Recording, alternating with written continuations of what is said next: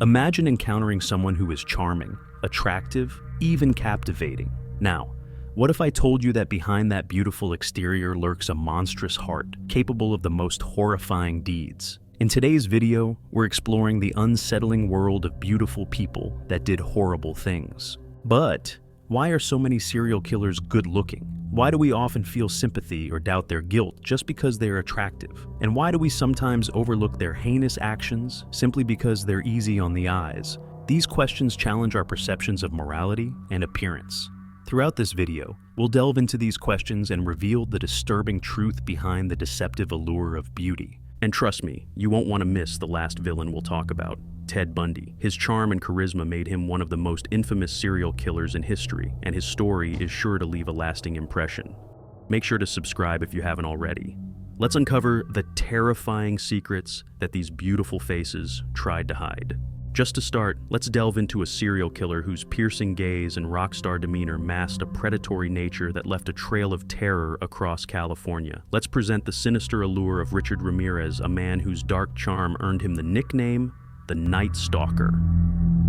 Richard Ramirez was born on February 29, 1960, in El Paso, Texas, the youngest of 5 children in a troubled family. Witnessing frequent abuse at home due to his father's violent outbursts, Ramirez showed signs of a troubled mind from a young age. He had epilepsy and was heavily influenced by his older cousin, Mike, a Vietnam War veteran who shared gruesome stories and photos of his wartime atrocities. Developing a fascination with Satanism and the macabre, he began to indulge in drug use and petty crime as a teenager, escalating his antisocial behavior. His interests included heavy metal music and horror films, which he often referenced in his later crimes. His first known murder occurred on June 28, 1984, when he broke into the home of 79-year-old Jenny Vinsow, sexually assaulted her, and then brutally murdered her. His modus operandi involved home invasions, entering through unlocked windows or doors, often attacking at night. He used a variety of weapons, including guns, knives, and blunt objects, to subdue and kill his victims. One of his most infamous attacks was on 16-year-old Whitney Bennett in July 1985. Entering her home through an open window, he attempted to strangle her with a telephone cord. When she began to convulse, he panicked and fled, believing that divine intervention had saved her. The police were initially baffled by the randomness and brutality of Ramirez's attacks. However, they soon noticed a pattern of home invasions targeting the Los Angeles and San Francisco areas. Crucial evidence, including a footprint and a description of a suspect with rotting teeth and a distinctive odor, began to build a profile of the Night Stalker. Ramirez's final mistake came when he left a fingerprint on a stolen car, leading to his identification. Captured on August 31, 1985, after a group of East Los Angeles residents recognized him from a mugshot published in the media, Ramirez was dramatically chased and beaten by citizens until the police arrived. During his trial, his dark charisma was on full display as he flashed a pentagram drawn on his palm and declared his allegiance to Satan. Despite his attempts to intimidate, he was found guilty of 13 counts of murder and numerous other charges. His violent nature did not prevent his unsettling charm from being evident during his trial, where he attracted a group of female admirers. Sentenced to death, Ramirez was incarcerated at San Quentin State Prison, where he remained until his death from complications related to B-cell lymphoma in 2013. Richard Ramirez exemplifies the archetype of the psychopathic killer, with a childhood marred by trauma and exposure to extreme violence likely contributing to his antisocial behavior and lack of empathy. His fascination with Satanism and the occult added a layer of psychological complexity, blending his personal identity with his criminal acts. Ramirez's charm was a dark, magnetic force that drew people to him, even as he committed heinous crimes. This paradoxical allure can be partly attributed to his rebellious persona and the media's sensationalized coverage of his trial. His case underscores the disturbing reality that charm and charisma can coexist with extreme violence, making individuals like Ramirez all the more dangerous. From the shadowy figure of Richard Ramirez, we now turn to another killer whose striking good looks and charm masked a deeply sinister nature. Let's explore the chilling case of Paul Bernardo, a man whose seemingly perfect exterior, along with his wife Karla Homolka, hid a nightmarish reality, committing some of the most notorious crimes in Canadian history. Paul Bernardo was born on August 27, 1964, in Scarborough, Ontario, coming from a troubled family where his father faced charges of child molestation and his mother withdrew into depression. Despite this, Paul was a handsome and seemingly well-adjusted young man. He was popular in school, excelled academically, and had a natural charm that attracted many women. However, Bernardo's dark side began to surface in his late teens when he started committing minor crimes and developed a fascination with sexual dominance and violence. This obsession grew, and by his early 20s, he had started to act on his violent fantasies. His relationship with Karla Homolka, whom he met in 1987, only fueled these dark desires, and together they would become one of Canada's most infamous serial killer couples. His first known attack as a serial rapist occurred in 1987, terrorizing the women of Scarborough and earning him the moniker Scarborough Rapist. These attacks were brutal and methodical, often involving stalking his victims before assaulting them in isolated areas. One of the most horrifying attacks was the murder of Karla's younger sister, Tammy Homolka, in 1990. Paul and Karla drugged Tammy, and while she was unconscious, Paul raped her. Tammy choked on her own vomit and died, and the couple staged the scene to look like an accident. This crime marked the beginning of their killing spree. Their MO involved luring young women with Paul's charm and good looks. They would drug their victims, often videotaping the assaults, and their charm and outwardly normal appearance helped them gain their victims' trust, making their eventual betrayal all the more shocking. For several years, the couple's crimes went undetected due to their careful planning and Bernardo's ability to present a charming facade. Their downfall began when Karla left Paul in 1993, fearing for her own safety. She went to the police and eventually confessed to her involvement, striking a controversial plea bargain in exchange for her testimony against Paul. Bernardo was arrested in February 1993. During the investigation, police found videotapes of the couple's assaults, which provided damning evidence of their crimes. He was convicted of numerous charges, including 2 counts of first-degree murder and several sexual assaults, and sentenced to life imprisonment without the possibility of parole for 25 years. He is currently incarcerated at the Millhaven Institution in Ontario. Paul Bernardo's case is a disturbing study in the duality of charm and brutality. Forensic psychologists point to his narcissistic personality, lack of empathy, and need for control as key factors in his criminal behavior. His charm and good looks played a crucial role in his ability to manipulate and gain the trust of his victims, as well as evade suspicion for as long as he did. The case also highlights the dangerous dynamics of his relationship with Karla Homolka, where mutual sadistic fantasies were acted out in the most horrifying ways. This partnership allowed both individuals to push the boundaries of their violent tendencies. I plan to make a full video exploring the sinister partnership of Paul Bernardo and Karla Homolka. If this video gets a lot of support and likes, you will see the full story of this evil couple next week.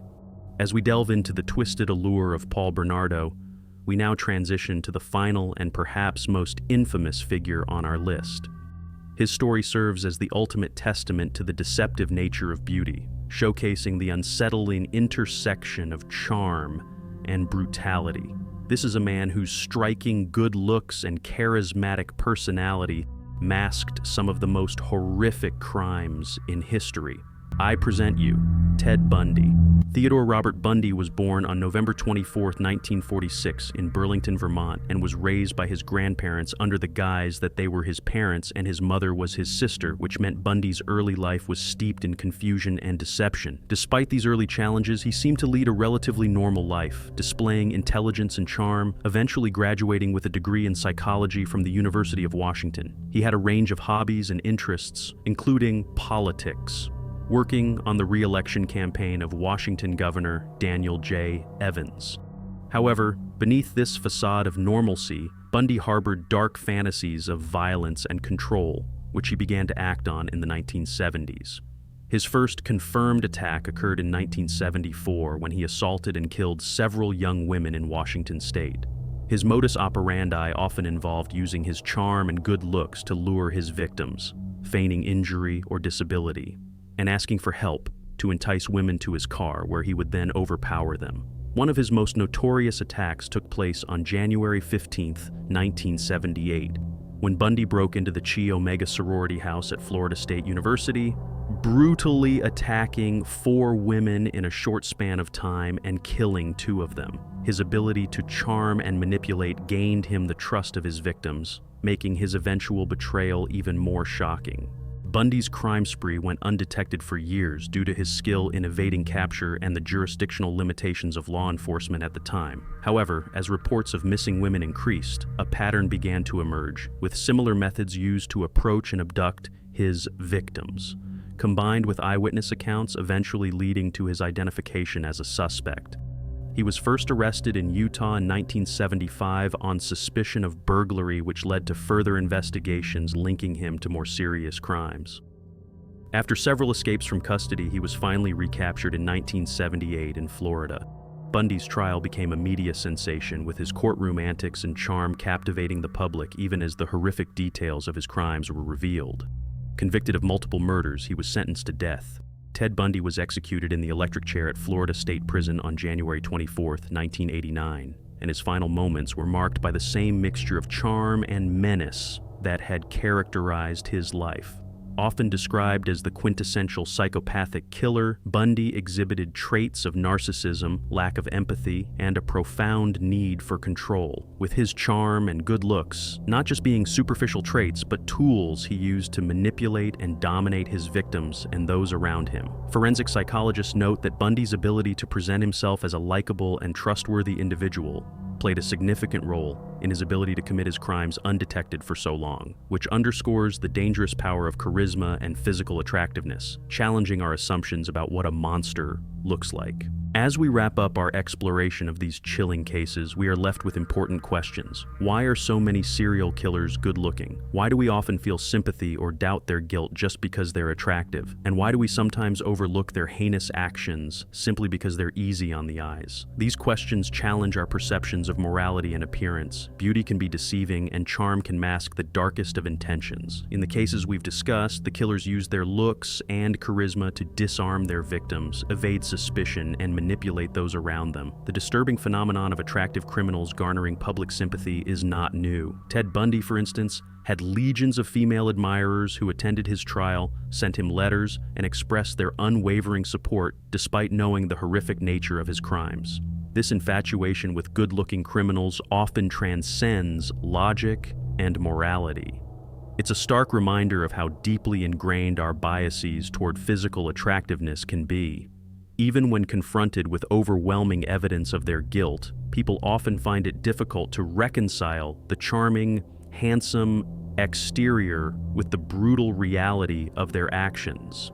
This cognitive dissonance can lead to excuses being made on behalf of the perpetrator. Phrases like, "He doesn't look like a killer," or "He could never do something so terrible," reflect a dangerous tendency to downplay evil actions when the person committing them is attractive. This phenomenon isn't limited to Ted Bundy. Richard Ramirez, the Night Stalker, received marriage proposals and love letters during his incarceration. Paul Bernardo, despite his heinous crimes, had admirers who couldn't reconcile his handsome appearance with his violent nature. These instances highlight a troubling societal bias that equates attractiveness with goodness, making it harder for people to accept the true nature of these individuals.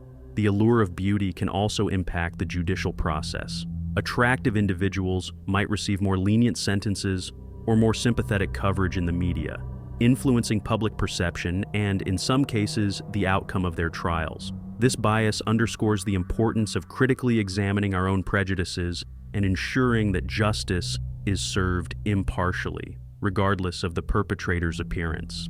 Understanding the psychological underpinnings of these traits is crucial. It reminds us that evil often hides in plain sight, and our biases toward attractiveness can cloud our judgment. We must remain vigilant and aware that beauty and charm are superficial and can easily mask the true nature of a person's character. Why do you think we often sympathize with attractive criminals despite their actions? Do you believe the justice system is more lenient on good-looking criminals? Share your thoughts in the comments. Next video will be about the sinister partnership of Paul Bernardo and Karla Homolka, if this video gets enough support. If you found this video insightful, make sure to like and subscribe. Thank you for watching.